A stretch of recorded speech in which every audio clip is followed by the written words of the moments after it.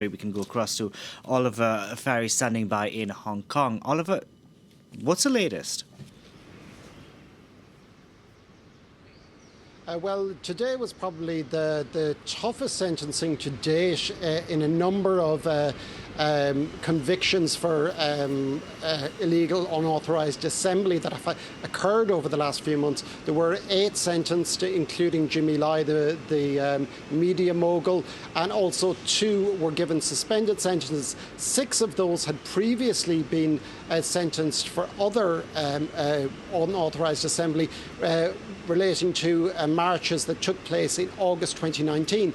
The ones today were for a march that took place on the 1st of October 2019. It was particularly notable for being the 70th anniversary of the People's Republic of China. So there was very much an idea in the air to spoil the party, so to speak. The 8, or the 10 rather, were all convicted because they had organised a meeting on the eve of the march in question and had called for the march to go ahead despite the fact it had been refused a permit by police. There was violence later in the day on that 1st of October, though none of the 10 were involved in that, nor had they called for it or incited it. And what is the likely effect of the court's decision?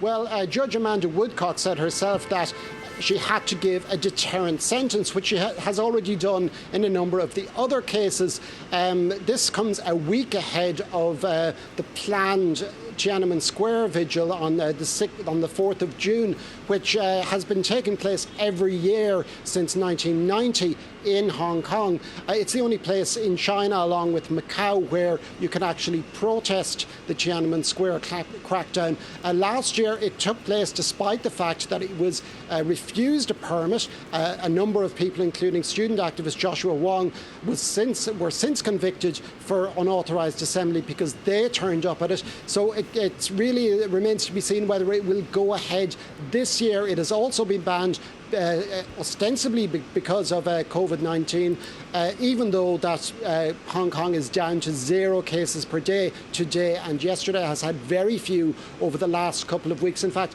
even the Hong Kong Premier League's football title decider last weekend drew 8,000 people to Hong Kong Stadium, very few of whom were social distancing.